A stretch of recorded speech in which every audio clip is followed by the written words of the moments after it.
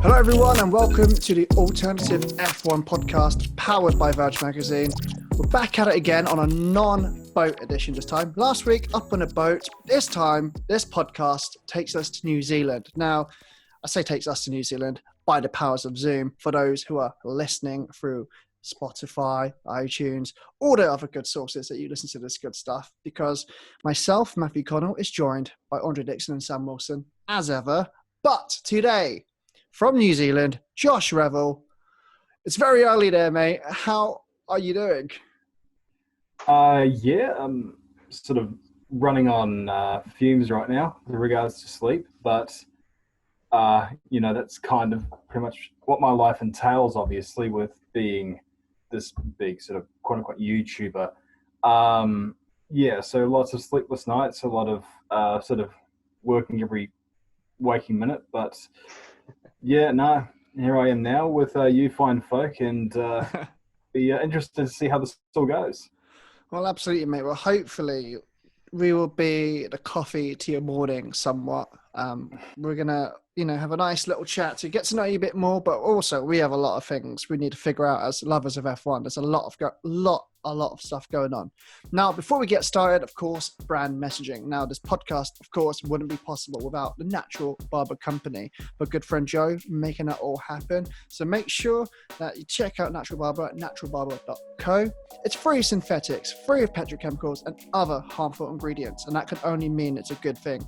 Ingredients that irritate the skin are not to be found. And of course, Gareth Bale, the Welsh wizard, now at Tottenham Hotspur Football Club legend, calls it his go-to hair product. Now, on New Zealand terms, who would be the Gareth Bale of New Zealand in football?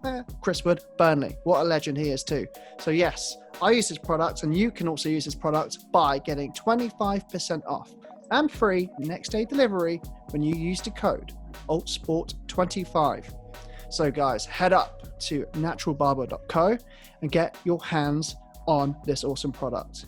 Now, guys, let's get stuck right into it. Now, I would like to say we're probably past that midway point in the season, but what could we even give this season if it was a school grade? If we were going to grade this, what would we give it? I have to give Formula One an A for effort. They tried to pull it through, and I think they've done a good job.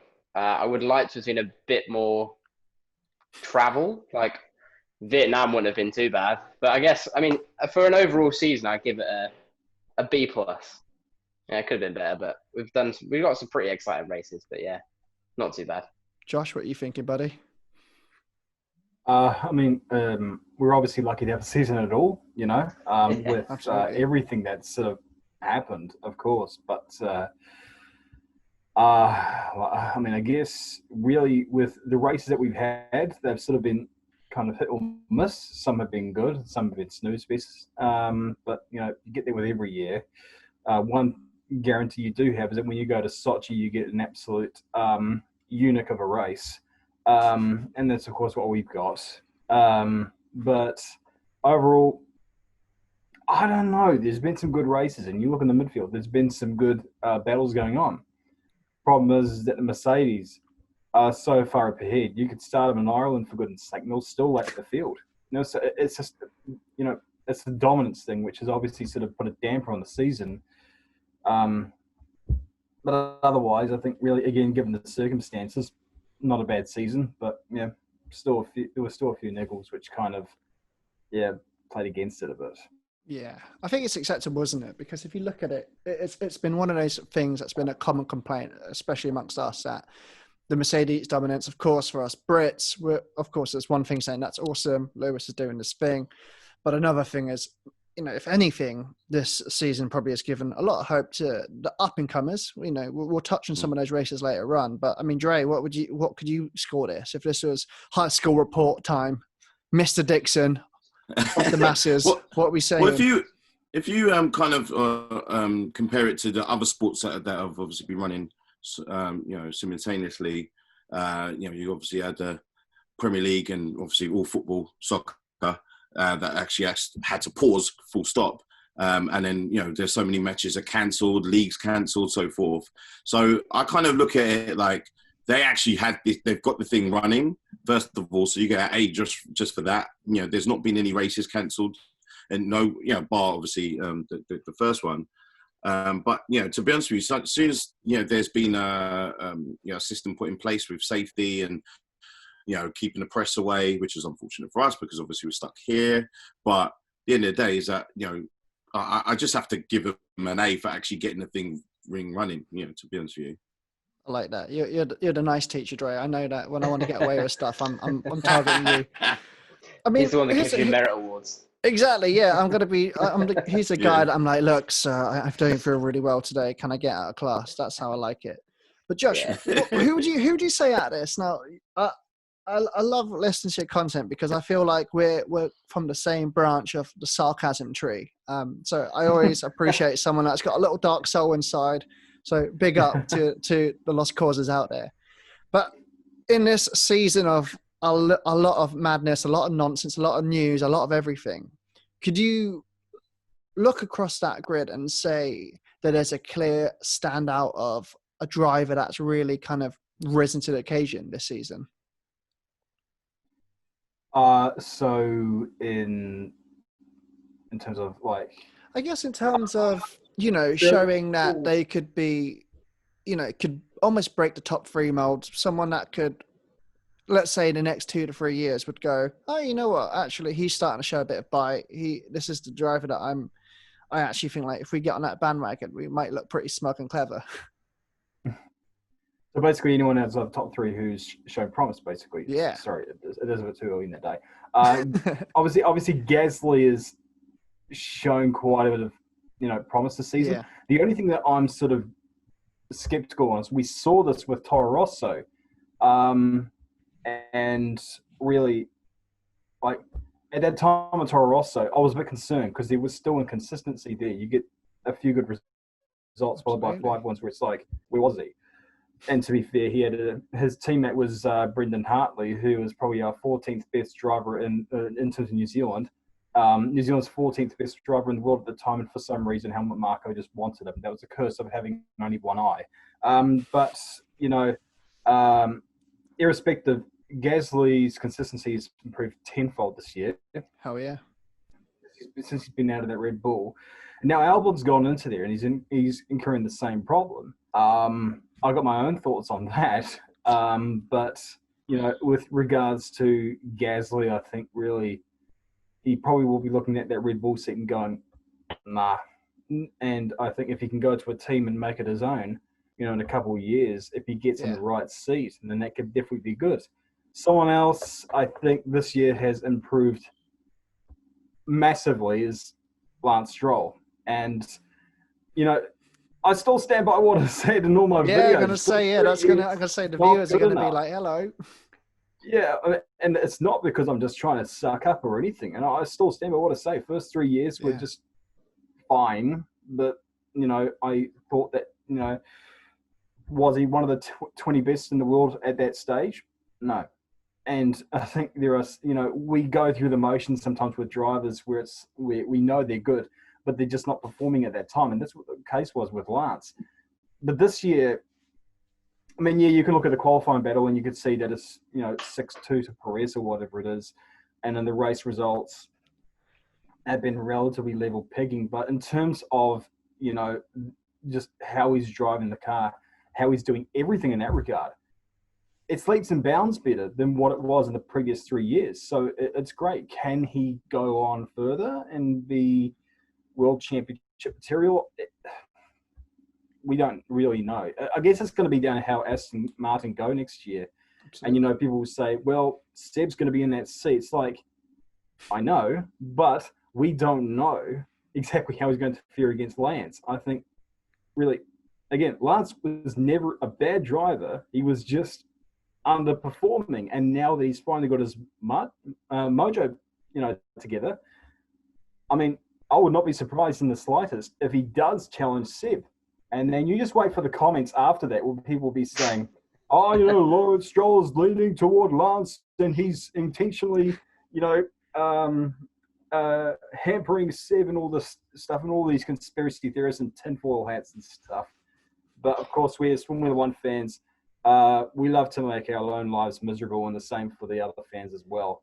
So yeah, I guess really in the whole scheme of things, I strayed way off the path there, didn't I?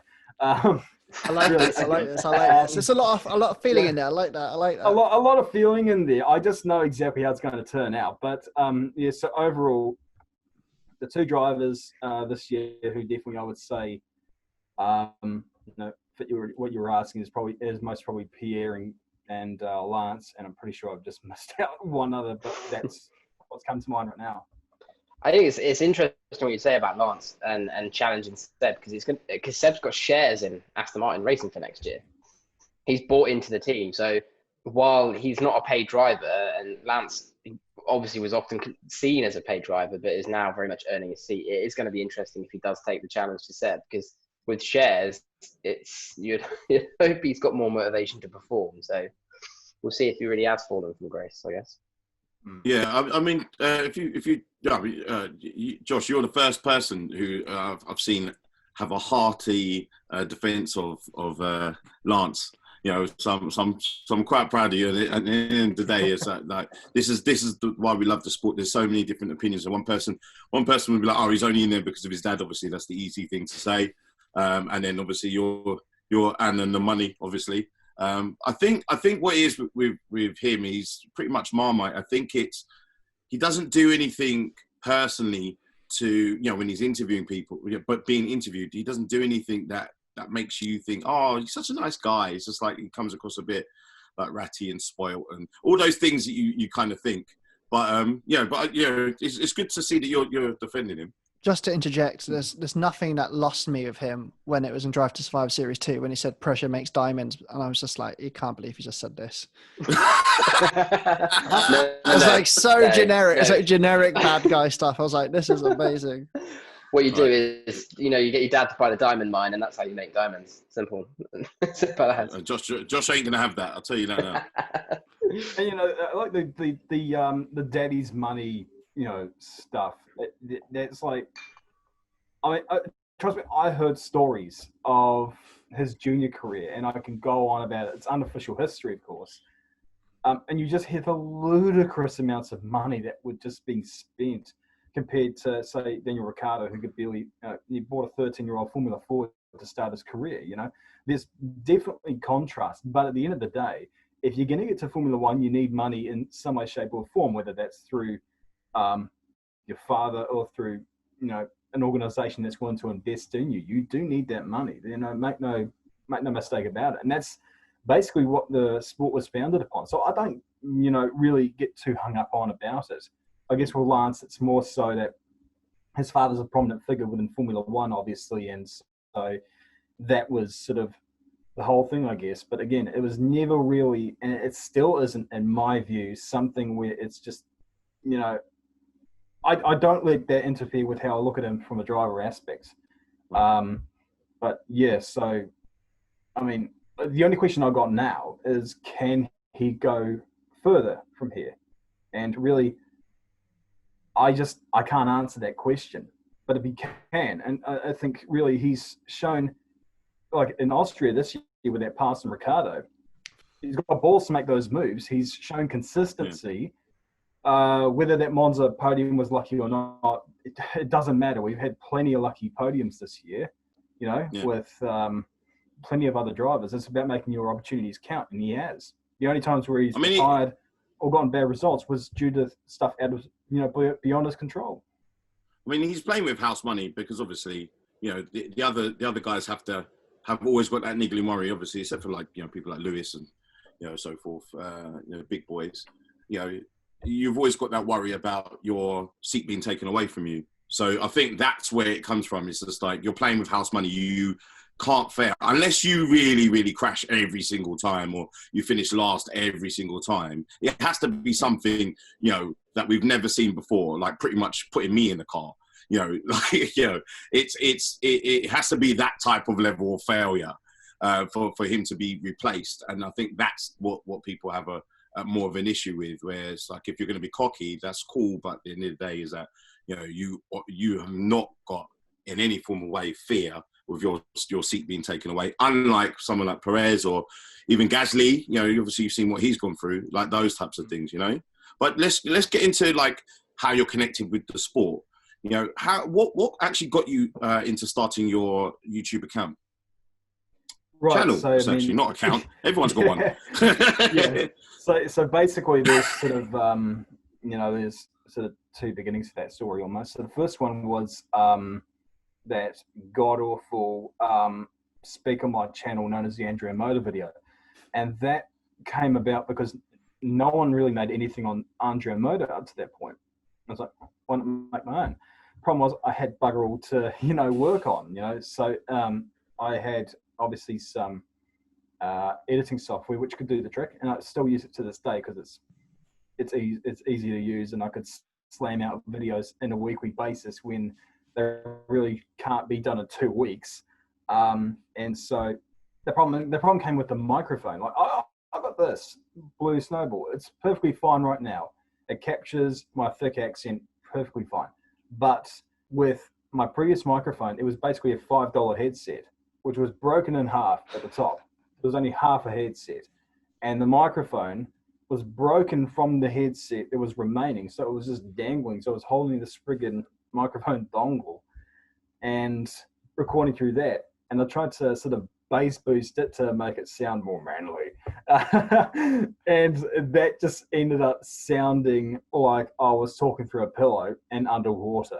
And it was awful, and it just sort of was just there for a while. And all of a sudden, like 2018, midway through, it just exploded and it went to like 200,000 views. I was like, well, I've got to start something again. But I knew that I didn't want to do a pure documentary style. I wanted to introduce something else. And it was basically, there was a couple channels which were doing stuff which the topic I wasn't interested in, but the way it was presented, I just thought, I'm invested, I'm interested in this stuff. And I went from there and just created first little video on Zeltbig, you know, did a few videos, then the damn Tictum one took off, and then from there it just obviously went on to stuff like Yuji Ide and Mahavir and all that stuff. And basically it's just touching upon sort of niche topics and basically whatever has a story attached to it, you know. So yeah, it's been quite a journey to get to that stage. What's the learning process been for you making content? Because it's been really interesting for me, where I've worked around lots of kind of, you know, content networks, or I used to work at YouTube Space at one point and used to know lots of interesting kind of characters there. I think what is very good for the world of F1 is it seems like all the content creators within F1 really understand the true voice. I think that's so important to building the sport. But for yourself, was it always like F1 was, I guess, two questions to this. Was it always going to be F1 was your kind of avenue of content? And two, did you actually because for me, you're telling me about learning about equipment along the way. Now, that's great that you kind of had that face on, because I used to do that kind of shit as a professional for filming people. So I was like, oh, I think I'm filming it good. Oh God. And here we all are. But like, how was that process for you? Right. So, I mean, the learning process obviously was, I mean, again, a lot of it's just stuff that you pick up along the way. You know, you reflect back and you're just like, okay, I could do this better by doing this and so forth. You gather influence from other YouTube channels. You see what they do and you think, okay, how can I implement that into my own, you know, sort of visual sort of style. You know, so you take one of my early videos and you compare it to something like, for example, the video I released today. It's just leaps and bounds different, better in every way, shape or form.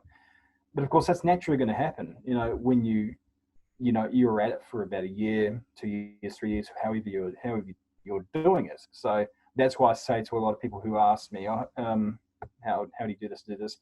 Basically, it's just like, look, just create videos and you'll learn over time. And I guess the important thing right now is that you have a drive, you have a want to do what you want to do. Mine was to make freak shows in the disguises of a documentary. But you know, for some other people, it may be vlogging, or you know, in the case of Tomo, you know, you're doing something like that. not everyone can do the same thing, obviously. So just find out what works for you, and run with it. And sorry, what was the first question again? Oh God, I was so long-winded with my my question there.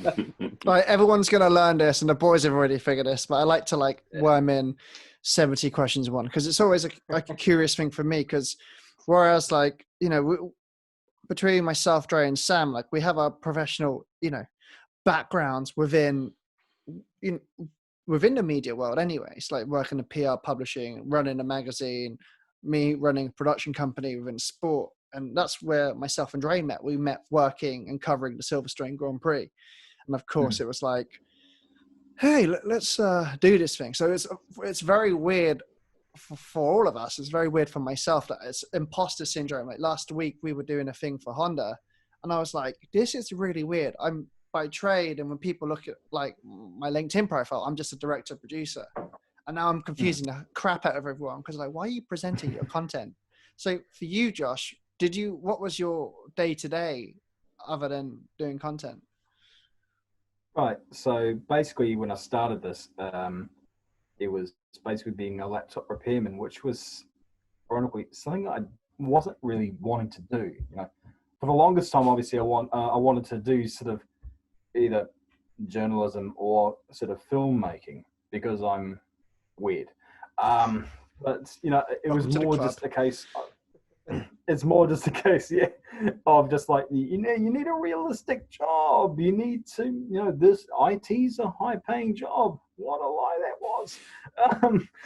And again, I was just in that place for a couple of years, and it was just, but yeah. So I guess, yeah, I was in that YouTubing space for a little bit, and it took off when I was still there, and about a month after it really started to take off, I went to the Toyota Racing Series over here in New Zealand, because I did a video promoting that series, and the organisers caught wind of that, and they're like, "What events are you going to this year?" I'm like, "Oh, this.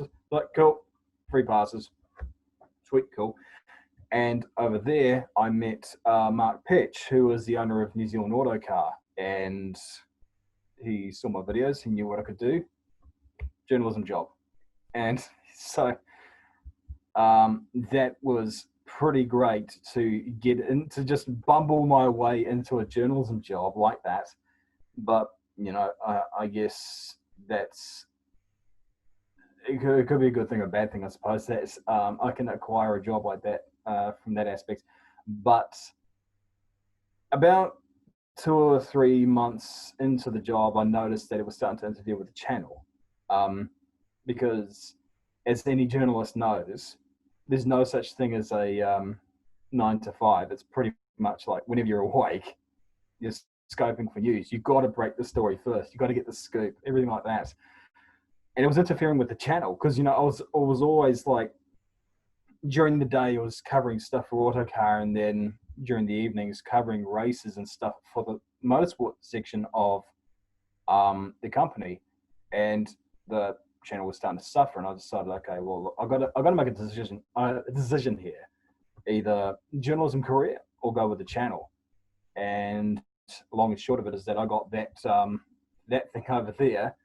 What was it? About 3 months after leaving a journalism job in the middle of a pandemic. Gives you an idea what my mind is like. Yeah, I mean, we've all had a bit of a weird one. We started a podcast in the middle of a pandemic, so we're on the same wavelength. But where did your passion for Formula One and motorsport come from? Was it a young age thing? Was it like you started watching it with your dad, your parents, your brother, or was it just like a random thing you discovered and then fell in love with? I think, yeah. I put it down to two things basically. It's first video game I ever got, which was Formula One 2001 PS1. It's really old.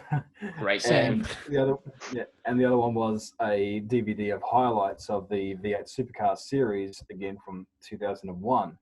And and I think if you ask almost every motorsport fan, why do you like it? And the answer will always be, I don't know. just sort of everything, really. And as a kid, I can't tell you why I liked it. Like, I don't know why at the age of 5 years old, I liked these cars going around in circles. It was just sort of an instant hit, that sort of that love to watch that all the time. And of course, when it came to Formula One, the game was my avenue to watching it, because of course, being a 5-year-old kid, I'm not going to be staying up at midnight to watch Michael Schumacher and was a slave Rubens Barrichello. Yep. Slave Rubens dominate proceedings. I think really it was just watching highlights on the channel on the Sunday after the weekend. And the first one I remember was 2004 German Grand Prix, because that was when Jenson Button was holding his helmet for half the race. But yeah, so when you were growing up then, and you couldn't watch Formula One, is that where your passion for like V8 supercars and Bathurst came from? Because that was kind of what you could watch being a young kid that wasn't on at 2 o'clock in the morning. Yeah, and I think really V8 supercars in this part of the world is like the popularity bleeds into sort of the general public. It's not necessarily a case of it's not a case of when you say, for example, I'm a BTCC fan or I'm a Formula One fan in most parts of the world, where you could see everyone on the table start to move slowly away. In this part of the world, a lot of the public is aware of V8 supercars, and of course the Bathurst 1000 race. That's sort of the holy grail of the thing. So that's anticipated. That's kind of frontline news when it comes to the sports section, at least. So that was definitely at the forefront for me when it came to my sort of motorsport watching stuff. That word's at the top of my tongue. I can't get it out. But yeah, again, when it came to Formula One, most of the time, it was again just watching highlights. But watching highlights of the early 2000s wasn't too much of a bad thing. I love Shimmy to death, but the races bored you to death. Back in the early 2000s, I think I watched stuff fairly regularly live around 2008. With again the most memorable race being the Brazilian Grand Prix 2008. Just before school, I honestly thought toward the end of the night I was like, Hamilton's lost it. Then there was Glock. So yeah, it is a bit tricky when you're a kid growing up here in New Zealand when you have those strange times. But it's I guess it's sort of part and parcel of being a fan of this stage of the world. When did you make the switch into finally, cashing in on those late nights and watching the sport? Because for myself, it's one of the hard things for me. I'm a fan of the UFC. So, of course, UFC, working on Vegas time, your main card doesn't start till 2-3 o'clock. And it's a sacrifice you've got to pick wisely. For yourself, when did you decide to make that jump? Well, I think again, when you're a motoring fanatic or any kind of sport fanatic, you'll find a way. Like even if you got to work at 6 a.m. in the morning, you'll find a way to make sure that you're awake for the job, but also the race. And I think really I'm pretty sure during the school years there were plenty of times where I'd be falling asleep during math class because of staying up to watch the races. Obviously it's become easier over time, where this has become a full-time gig, so time's not that much of an issue. But yeah, I'm extremely sorry. I don't know how I managed to just lose track of the question. This is the price we pay. This is a price we pay for giving. This is what we were joking about off air before we started. You gave Sam the window of opportunity to come join us at this I say ungodly hour because for us it's now 7:30 evening time, but it's also 7:30 your time. because, of course, by the Which powers of people will gravity, be, But people will powers be of saying, gravity. well, you should be awake from now, 7:30 a.m. How are you not awake? Well, I've been up all night, and I just published a video about a couple of hours ago and managed to just squeak that out. You should be thanking me for that effort. Exactly. Hey, F1 we world and love you. content gods, we gotta appreciate, and I appreciate Sam's braveness on cashing on those hours. Oh, well, it's all good. No, actually talking about your part of the world. You've had some pretty iconic F1 drivers from New Zealand. The most, I'd say, iconic is Bruce McLaren, whose name lives on in the McLaren F1 team. Yeah. I'm a massive F1 fan, and I know Matt likes F1 and McLaren, but with with him being from New Zealand, do you kind of have a little bit of ownership? Do you kind of wish that McLaren was still a New Zealand team and not a UK team, because it is technically a British team? Do you have that kind of almost possession over that because of his history with New Zealand, or? I mean, if you ask Aussies about Brabham, about how that was also True. a UK team, you know, or how Racing Point. I don't know why that's a British team.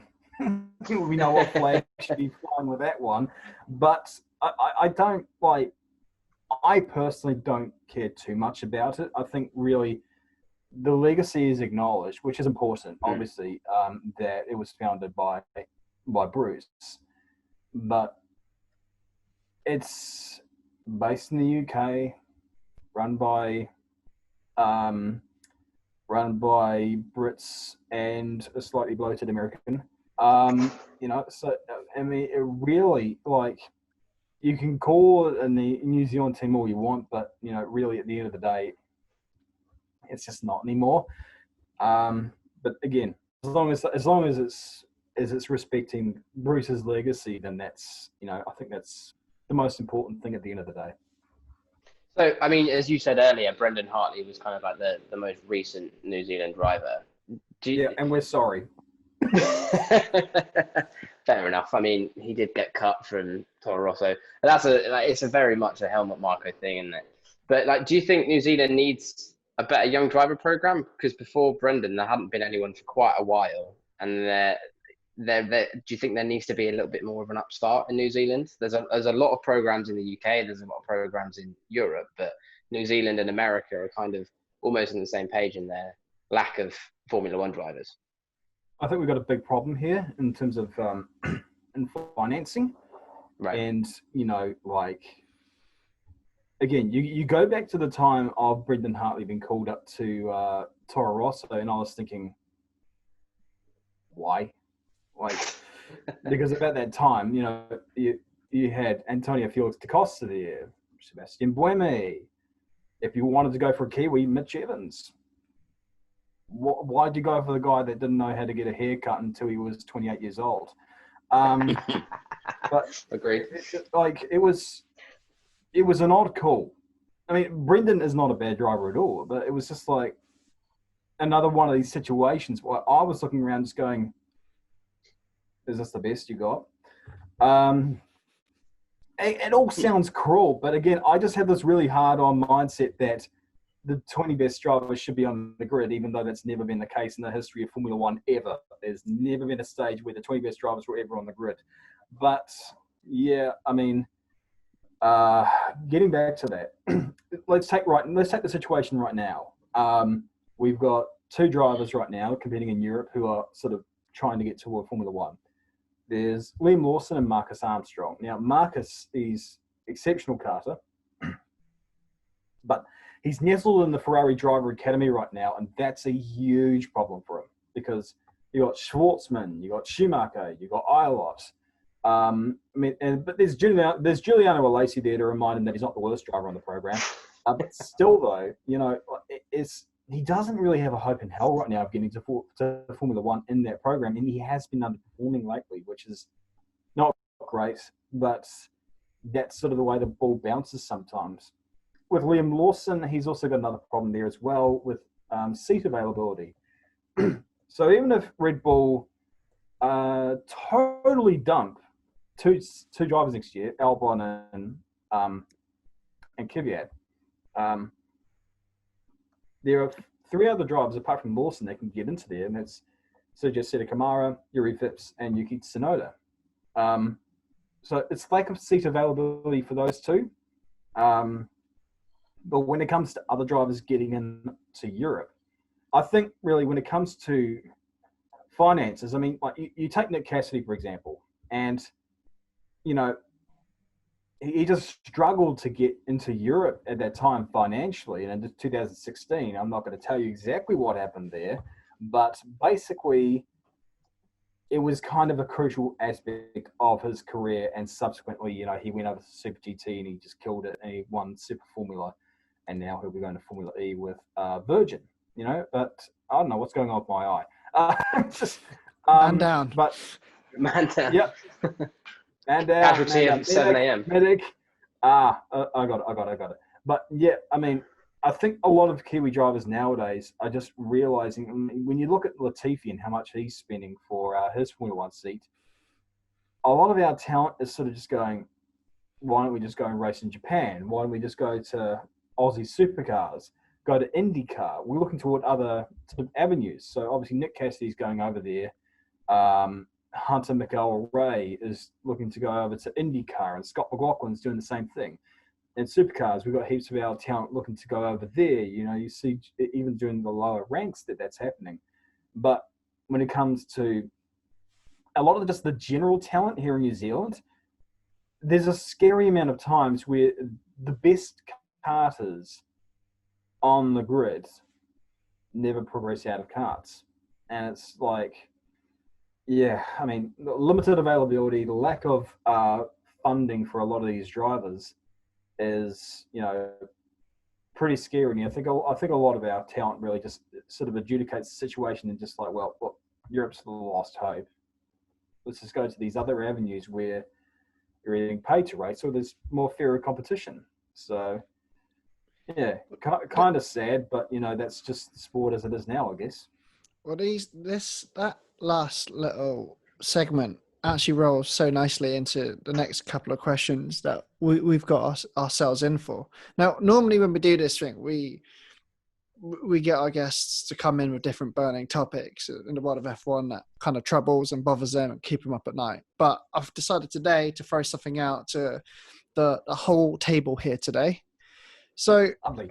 if we're to fantasy book ourselves, say we have ourselves a team in F1 and we're going into this next season, who would be the 2 racers? Now, this could be within F1, F2, F3, whatever, as wide as you want to cast this net. But who would you have in your team as your 2 drivers? If you know, complete freedom. Josh, we're going to start with you, buddy, as the resident guest up in here. This is it. You've got your team, freedom money, and you need to book yourself a couple of killers. Where are you going? And the drivers are applicable to basically anyone within sort of Formula 1, F2 and F3? Yeah. Okay. Max Verstappen and Teo Porcher. So, And why? You've obviously got the sort of powerhouse that is Max Verstappen. I don't think I really need to explain why I picked him. You can sell a lot of merchandise with that boy, and he's a little bit fast. With Teo Porcher, he just, I mean, he looks the real deal. He honestly, like, watching him perform in F3 this year. I mean, there were some good drivers this year. There was Oscar Piastri, Liam Lawson, Alessio De Letta, even though he finished last every time. But, you know, there was some astounding talent in there. But, you know, you take Teo Porcher, who I believe won his first race at 16 years old this year, which, you know, is pretty good. And Not bad. And he was so close to winning the championship this year with ART, and those premies look turned on, absolutely turned Beasts. on. And for Teo to take that ART and get it to the position that he was in, you know, if he didn't have that bad first round, he may have won the championship immediately at, you know, just turning 17 years old. He's almost certainly going to be in F2 next year. You know, so that immediate graduation kind of tells you something. But again, just the way he drives the car, I just thought this guy, you know, when you watch some of those special drivers in the younger series, you just know. You just watch them drive and you're just like, yeah, Some stardust on them. Prodigy. And Teo's same deal. So obviously you want to cash in early with the young bloke, but he's also not a person who would cause any conflict either within the team internally. Whereas you take Max Verstappen and you put him in the team with Esteban Ocon, you're basically asking for a double DNF in every race. So Warzone inbound. Isn't that basically exactly what Racing Point had with Esteban Ocon and Sergio Perez in like 4 races? Pretty much. That's just what you want. You want those kind of battles, and I think we can. The maturity of Max Verstappen as a racer, that's the perfect kind of guy you want to learn off. Someone that's kind of leading the front of that new wave. But Dre, let's come on to you next, buddy. Who would you cherry pick with your kind of daddy money, plucking him out? You know what? I wouldn't. I'm going to take Lewis Hamilton out of this. This is because it's equivalent of like asking if you want Messi on your football team. So I think just for entertainment and actually they're quite extreme. They're entertaining guys plus very good drivers, especially one in particular. I would go with Lando and Pierre Gasly because I think that Lando is a very great defensive driver. So if anything, like let's say he was number 2. Then he'll be a solid number 2 because his defensive driving holds up everyone else. And Pierre Gasly, I think he's so, he's getting to that point where he's got his confidence back. And I think he's vastly underrated. I think that in the right car with the right opportunity, obviously some of them have gone because of Renault and so forth. I just do think that the next move for him, he should be in one of the front racing teams, if effectively. I think that he should be given an opportunity with one of the big boys, really. It's a beautiful pairing. It's a bit like having a baguette with a packet of Walker's crisps. So I'm all for that, mate. That's we're told that to Lando as soon as we see him. It's a match made in heaven, and I don't think there's many cheese and onion crisps. I don't know where that come from, but I don't think there's ever been a man that's compared them to a baguette and packet of crisps. Shout out to Walker's. But Sam, let's see if I can get you an analogy. Who you got? So I'm really having to go against my my team here, but it's all Ferrari for me. So I'm going to have to go with Charles Leclerc and Callum Ilott. I think this year Charles has consistently driven that Ferrari very, very well, even though it's absolutely terrible. And I know I'm not going to complain that Seb has been at the bottom of the grid because we all know that Ferrari has set that car up for Charles, not Seb, so Seb can't drive it because it's just not how he wants to drive, which is why Charles is at the top. But he has done exceptionally well. I also want to take, if possible, I've got my team, I want to take Ferrari strategists because they've done really well at keeping them out on tyres that are dying, so they get 6th place finishes. But Callum Ilott, I've been really impressed with him. I know he's not leading the championship, but I think there's been some drives from him this year that he's made mistakes and he's come back. And I can't remember which race it was. He was 5 seconds behind first place on the last lap. And by the end of the last lap, he was a second. He didn't get past, but he just put his foot down and he was gunning for it. And I think there's some determination there. I think I really hope Ilott gets a seat next year in Formula One. I really hope he gets the Alpha seat. I mean, it's not going to happen. I reckon it is going to be Mick Schumacher. And I think that is legacy. And Mick has done extremely well this year. But I think he has banked and cashed in on a few lucky performances. So, yeah, Charles Leclerc and Callum Ilott for me. And I shall christen that Team Privilege, the Cambridge-born and Monaco child. Team Privilege. Okay, Here we are. Agreed. But I don't think any of their performances, I don't think we can realistically say they don't deserve their seat. So there is team privilege, but yeah, I mean, there's team privilege, let's be honest. What about you? Well, fuck me. Oh, jeez. You know what? I just wanted to hear and react. That's the kind of clown you're dealing with. Look, without dipping too hard into skill, now we've seen the kind of the romance and the beauty of Formula One, as we have seen with Lewis breaking Michael's record, and I'm just as much as I couldn't stand his father owning it up and dominating the 90s, early noughties. it would be great to see the Schumacher name obviously back in F1, and I think we're getting there a lot closer than we realise. And good luck to him when he gets paired up with a good old miserable Kimi. That's going to be one hell of a partnership if Mick Schumacher joins Alfa Romeo. So as a romantic, I'd want to see Mick. And as a loyalist, I just want to see George Russell in a good car because he cleans up virtually. I want to see him in an absolute whip, getting there, dominating. And again, it's, we're spoiled, unlike our good friends down in New Zealand, where we have some talented drivers and a nice little pool to pick from. This, of course, not to rub in, but we've got some. I mean, in general, we have got some great drivers throughout. We're touching upon F2, F3, the whole lot. There are a lot of really amazing drivers without good seats. So that for me would be, that would be it. Mick Schumacher. I don't know how they would get on. I think that'd be a really weird combo, but I don't know. Controversial. I don't have a team name for that. Dre, what would you give me? What would you give me? Analogy-wise in that one? Oh Lord, you put me on the spot there. I definitely Team Mess. Team Saki. That's for damn sure. That's Saki GP definitely for I like you. That. I mean, we touched on it earlier. Obviously you're speaking about our desired teams. But what Josh, what new drives would you like to see in F1 for the new season? Hard one. In terms of next season. Yeah, next season. Like, who would you like to see come in? I'm just cautious about some of these guys because, don't believe the hype. You take Yuki Tsunoda. He's talented for sure. Absolutely. Would he go well in Formula One? Possibly. Mm-hmm.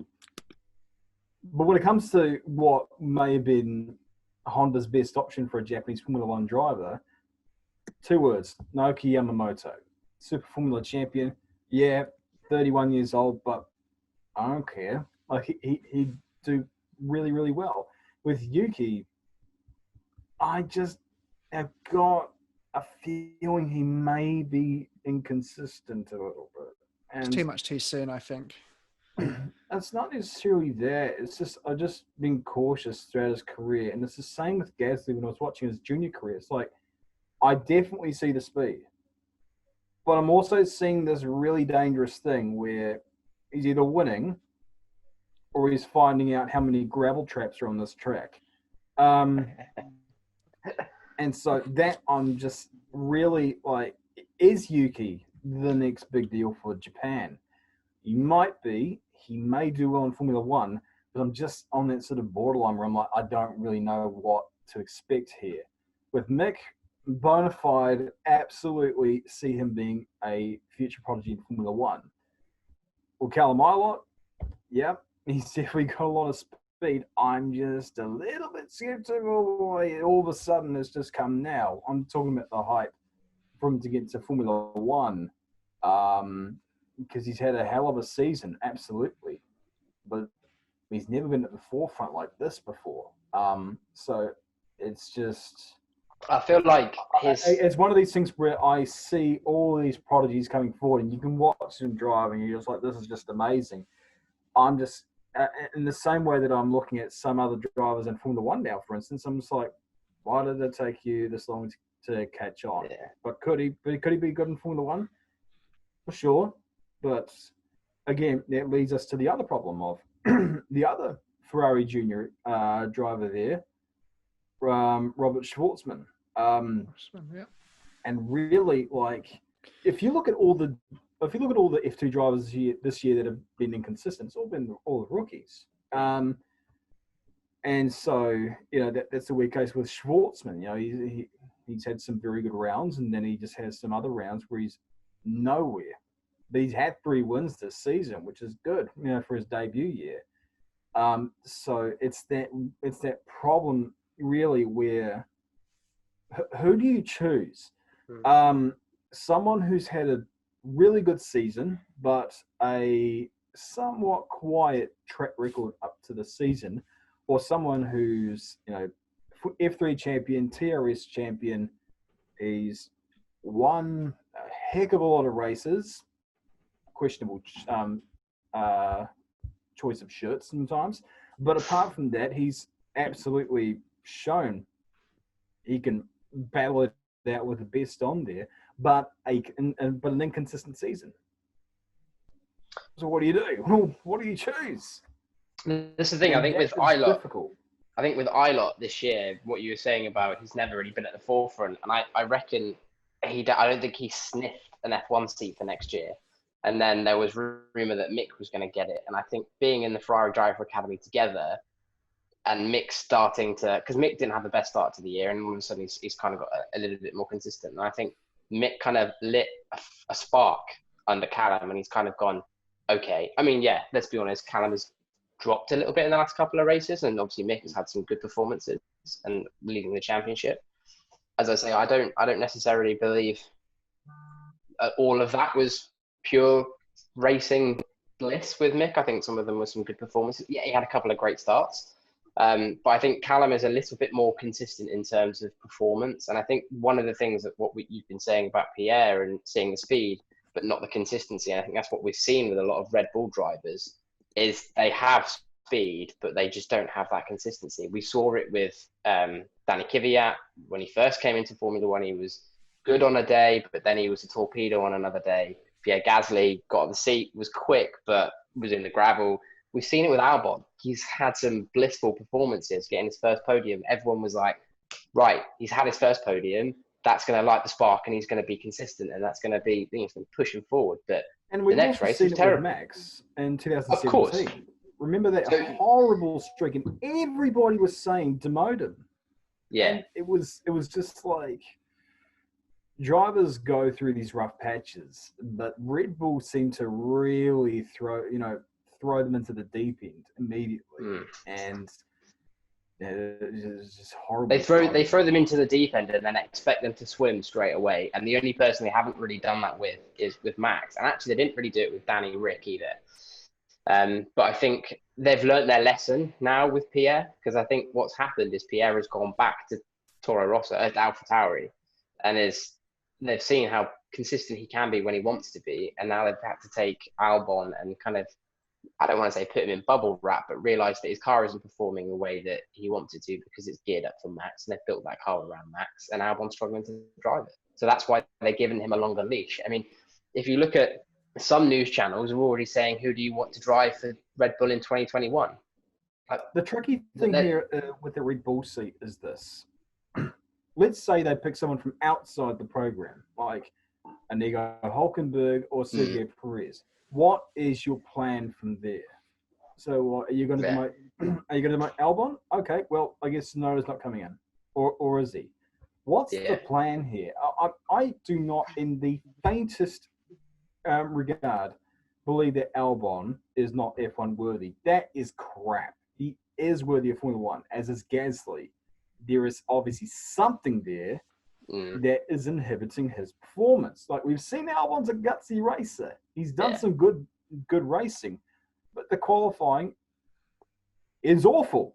And there needs to be basically a reason behind it, and it's not all down to driver ability. So at the end of the day, they could throw anyone they want into that seat, but if Marco's saying that they're always going to be 0.3 of a second behind because Max Verstappen is just this amazing god, you're putting too much pressure on people. You're not allowing them to succeed. That's the thing. Well, it's more just you're basically already setting these guys up to fail. Yeah. You know, yeah. Because you may be expecting that, but not everyone else is, and all that pressure piles on them. It's in my mind, it is ridiculous, really, what's going on with Red Bull. And if I were them, it's basically a situation like, okay, who do we want in that seat for the next 2 years? Don't change him. We got to live with him. Is it Albon? Yeah. Is it Gasly? Is it Mahavir Raghunathan? Who the hell is it? You know, stick with them.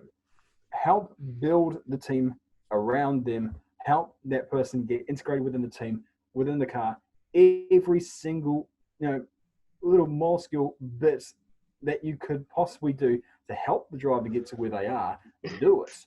Don't just do this old, antiquated, draconian sort of mindset that Marco was doing. I understand he's upset that he lost an eye, but still, that is no excuse, really, for having this kind of thing where we've seen the effects of it now, where the amount of knee-jerk reactions that have happened have landed them into this situation. And I think it's not going to change anytime soon. I think from a PR perspective, and then talking from my job and my career and how I recognise it, Red Bull has and will continue probably for the past couple of years preach at how great their young driver program is. So putting someone in from outside of the program kills that, and I just don't think they don't want to do it because they want the young driver talent. And the moment you put Nico Hülkenberg, as much as I would love to see him back in Formula One, he's my favourite driver. At the moment you put Nico Hülkenberg in a seat that's at Red Bull, you've killed the entire kind of Red Bull Junior program. And there's also another side to this. What if it doesn't work? There may be a chance that if you taken an outside driver into this car, and if they're still 4 tenths behind, all of a sudden you've broken, this trend that you had of taking these young drivers up. You've ousted a driver and taken away more opportunities from your junior team for nothing.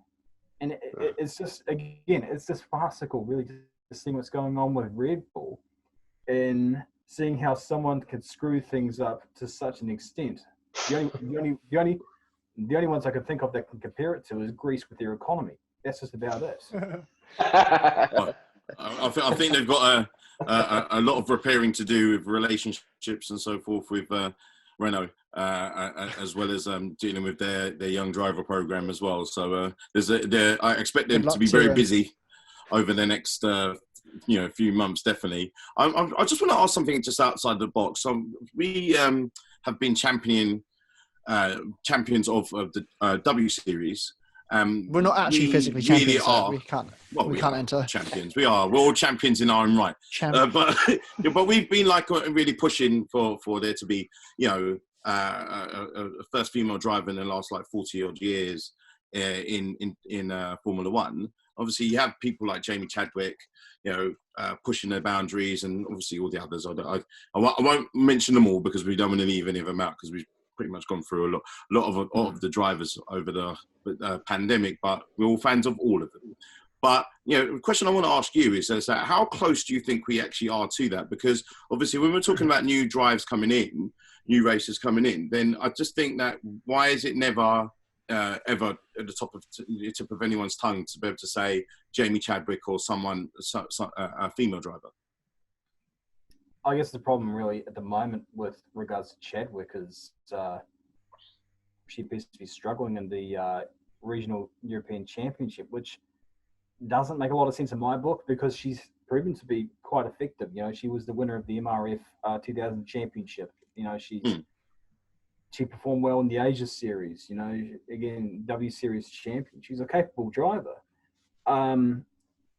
I just don't know if she would necessarily be on the path to Formula One because I think with some of these drivers, honestly, you just got to throw them in the deep end a little bit. Other drivers like Sophia Flourish, Juju Noda, who's coming up, where I think Juju's got she's got some ironing out to do. I think if you threw it into the ADAC or the Italian F4 Championship right now, she'd probably be swallowed up a little bit. But sometimes you really got to learn the hard way. Just okay, well, this is how things are done. But irrespective, if we don't get anyone in this generation, the likes of Chadwick, the likes of Flourish or whoever, will inspire the next lot of drivers to come through. I think it's more or less a gradual sort of process where we're going to have even the first female driver in Formula One. And it's painful, obviously, because you want the female drivers in Formula One. Honestly, I would have loved to have seen Michelle Mouton in Formula One. For sure, she was very unlucky not to win the World Rally Championship back in '82. Against the likes of Walter Ralph. So if you have someone like that, obviously you want them at the top flight of motorsport. But just in the modern day, it's just tricky looking at the situation now and affirmatively saying whether or not someone will be good enough for Formula One, because the last thing you want is for all the dreams and such to be shattered once they enter the main sport. So I reckon. Don't you do you think that? Sorry, I don't want to cut you. Oh, that's fine. No, I reckon yeah. we're not, What I was gonna like press on. Sorry, we've got a bit of a time delay here, so apologies. Yep. What I was going to press you on is just that, you know, the same way that we can actually take risks with, you know, some of the drivers that you were mentioning before. You know, do you not feel that it would be good for the sport? Obviously, with the whole, you know, moving to you know, a bit more of a wider range of drivers. You know, including more fans from a diverse background. Just all of these types of things that F1 say that they're looking at doing, which I know they're making top efforts to do so. But do you not feel that the teams really should actually maybe look at things outside the box as well? Because it can't just be the old boys club where, you know, it's guy after guy after guy given a chance. And then obviously if we're talking about drivers that aren't good enough for, you know, for Red Bull, for example, why wouldn't, you know, someone like Jamie or any other W Series drivers be able to at least get an opportunity, you know, the same opportunity that they will get to, if anything, fail, but but the same opportunity as anyone else. Ironically, I think Visser was part of the Red Bull program in 2010, I think. Yeah. But apart from that, I don't think anyone really has, any female driver has been part of the sort of main junior programs. The Ferrari and the FIA have been working together with a bunch of younger female drivers, with Ella Stevens being part of that evaluation program, and there's good high hopes for her as well. I mean, there definitely needs to be deviation from, as you know, the old boys club. It can't be that forever, for sure. No, definitely not. But again, as I said, I'm more a sort of like almost Marco figure of just like best drivers on the grid almost. I got a lot of faith in Chadwick, but you know, I don't know. I'm just concerned about the performances lately. Is all, you know. What do you think of? Because we've had this before. We had Susie Wolff at Williams, and we had Tatiana Calderon, who were both Tatiana Calderon was test driver at Alfa Romeo, and Susie Wolff was at Williams. They seem to get into test drivers or potential practice driver seats, and then they disappear. Because Tatiana's gone to Super Formula, I believe, and you know, she's doing okay, but I don't. It seems to they get to a point, and then no one ever takes a chance on them.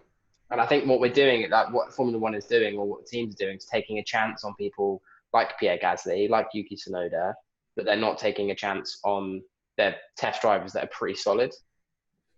Do you agree, or do you think they kind of they aren't good enough? I think there's an added barrier now again with the super license stuff, you know. Where I think, again, Marco's pretty antiquated with his views, so he may not look at someone like Chadwick and think that she may be able to cut it or whatever have you. But of course, people sometimes need the platform in the first place to demonstrate that they can do it. You brought up Susie Wolff and Tatiana Calderon. I mean, yeah, again, those two drivers got to that stage and nothing beyond. I mean, really, again, like it all comes down, I suppose, really to the same old things that plague motorsports, just money and opportunity. And, you know, so, 9 times out of 10 for most drivers in the world, it just doesn't happen. And especially for female drivers, because, you know, well, we know the reasons why. So do you think then the answer is let's get rid of the old statues like Helmut Marko, who are antiquated in their views, and then bring in someone younger and more diverse with their thinking? Or is that not the answer? I think, look, one thing I will say is that let's look at, for context, let's look at the McLaren F1 team right now. Is that the same McLaren F1 team that we saw back in like 2014 or 2015? It's a totally different team, you know, because they've, you know, you can't recognize it. You know, they've changed the way they approach things, and evidently it's worked. And, you know, we've seen that their team has been inclusive, I think. I don't know why I made a claim that I can't substantiate. But the point is that the old sort of way of thinking has been ousted from one team, and that's taken them leaps and bounds up the field. With Red Bull, we see that it's not working. I think with Ferrari as well, there's issues there as well. You look at the teams that are progressing more, it's the ones that, have dropped the old sort of mindset, the old way that they do things. So, yeah, it's definitely the way forward, I think, for all Formula One teams. And through there will hopefully come progression when it comes to inclusiveness of people from different backgrounds and so forth. And really that's what the sport needs. Because, of course, basically, you can only entertain so many people if you just have 20 dudes running around in circles for however long. But, you look at other sports, for example. NASCAR, Hailey Deegan, she's doing pretty well, and there's a lot of hype behind that, So if we can get a similar figure into the junior ranks of Formula One, then, we may see the tide starting to change. But, hopefully within the next 20 years, we'll start to see something happen. There's definitely a window of opportunity for change in this near future. What won't change will, of course, be the result likely of the end of this season in F1. Now, as we ride off into the sunset, Josh, last comment from you. Well, I think it's inevitable. Lewis Hamilton's going to win this championship. But if there was to be a bold prediction that might occur during this season, what would you call out? Bold prediction in this season. As wild and as extreme as it is, so one day we can clip this out and say, look, Josh told you so. Yeah. Pressure's on, Josh. I don't, because I'm not afraid of putting my voice out there. I've already embarrassed myself enough times. It's more just like anything bold that's going to happen. I don't know. Anything short of, I think that Lance is just going to finish ahead of Checo this year, and that's about it. What about you, lads? Sam, Dre, anything like that? I like that. I'm going to just raise you on that. I think Checo is going to not Checo. Good old. I just want to force in there another podium for Lance, and I'm going to dare say there's going to be a second place before the end of this year. Possibly. Just to be mad. I think Ferrari are going to bring an upgrade towards the end of the season, and we're going to see Charles get a couple, maybe a podium or two more. Come on, Charles. What are you, Dre? Hopefully. Bottas wins. Yeah, that's exactly what I want. Like, that and more porridge. I'm kind of thinking, like, it's more so probably what I want more than what's probably going to happen. But I would like definitely Lando to be able to get another podium. Lando or Pierre Gasly to be able to get another podium. I'm big fans of them, and especially what Pierre's gone through. I think everyone was celebrating that moment. If your heart wasn't moved by that point, then you're probably dead. But I think with Lando as well, I definitely want to see as much Lando as possible. He's definitely one of the most entertaining figures, and more duels between him and Ricciardo, and more interviews with him and Ricciardo before they're actually officially teammates. I love it. It's something to look forward to. I'm going to throw in one more wild thing for next year. I think Lando next year will get more points than Carlos of the Ferrari. So I'm just going to go in there with that hot take. Talking that talk, and hopefully we can back it up and we can clip out these kind of predictions for the future and whatnot. But of course, I think this brings it to an end. Of course, in New Zealand, it's morning, so we're going to let Josh enjoy what is left of the day of the future. What kind of madness we're living in. God bless time zones. This is an absolute madness. But Josh, before we set you off, of course, the good stuff, the socials, where can we find you? On the internet. The good, safe place to be. Keep your distance. So, it's relatively prominent. I don't think it's that hard to find really on social media. Just look for the crudely drawn animation with a yellow background with something that looks vaguely like me.